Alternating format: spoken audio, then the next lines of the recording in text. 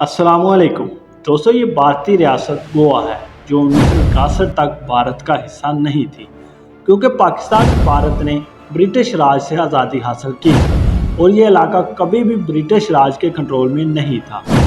दोस्तों, अब सवाल ये है कि गोवा इतने लंबे अरसे तक भारत का हिस्सा क्यों ना बन सका और ये इतने वक्त तक किसके कंट्रोल में था।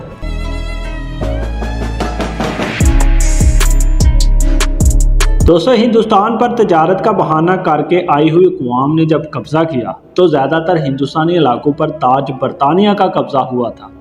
उस वक़्त से लेकर 1961 तक गोवा पर पुर्तगालियों का कब्ज़ा था। 15 अगस्त 1947 को जब भारत एक आज़ाद खुद मुख्तार मुल्क बन गया, पाकिस्तान और भारत जिस फार्मूले के तहत अलहदा हुए थे, इसके हिसाब से गोवा का इलाका भारत के हिस्से में आता था, लेकिन ऐसा मुमकिन नहीं हुआ क्योंकि गोवा तो बरतानिया के कंट्रोल में ही नहीं था।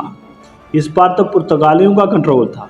भारत ने पुर्तगाल से मकबूजा इलाका छोड़ने की दरख्वास्त की, लेकिन पुर्तगाल ने यह कहते हुए साफ इनकार कर दिया कि गोवा इसकी कोई कॉलोनी तो नहीं, बल्कि ये तो पुर्तगाल का हिस्सा है, इसलिए इस पर मुज़ाकरात का सवाल ही पैदा नहीं होता।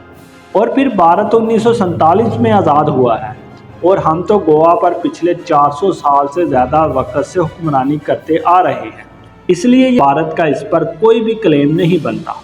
पुर्तगाल के इस रवैये की वजह से भारत ने 1953 में सफारती तल्लुकात पुर्तगाल से ख़त्म कर दिए। 1954 में भारत ने गोवा के मुख्तलिफ इलाकों पर सफरी पाबंदी आयद कर दी, जिसकी वजह से इन इलाकों का राब्ता न सिर्फ भारत से बल्कि एक दूसरे से भी कट गया, क्योंकि ये तमाम इलाके आपस में मुल्हक्का नहीं थे। भारत की जानिब से गोवा पर कब्जे की पहली बड़ी कोशिश 1955 में इस वक्त की गई, जब 4 से 5 हज़ार हुकूमती हमायत याफ्ता अस्करियत पसंदों ने गोवा के कुछ इलाकों पर हमला कर दिया।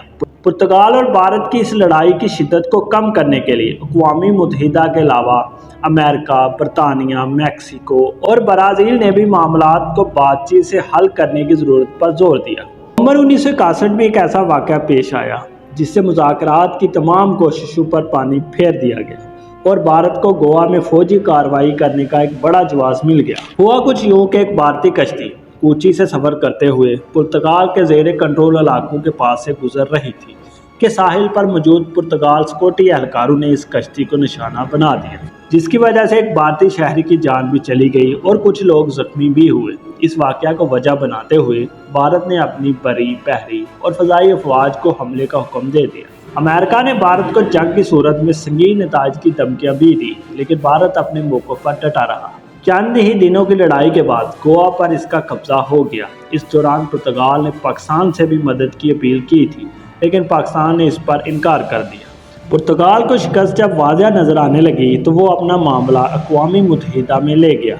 करारदाद पर वोट का मौका आया तो सोवियत यूनियन ने भारत के मौक़िफ़ की हमायत करते हुए इसको वीटो कर दिया। सलामती कौंसिल में नाकामी से पुर्तगाल को बहुत बड़ा धचका लगा और 19 दिसंबर को पुर्तगाली फोर्सेस ने मजबूरन हथियार डाल दिए और भारत ने 5000 के लगभग फौज और सिविल एहलकारों को गिरफ्तार कर लिया।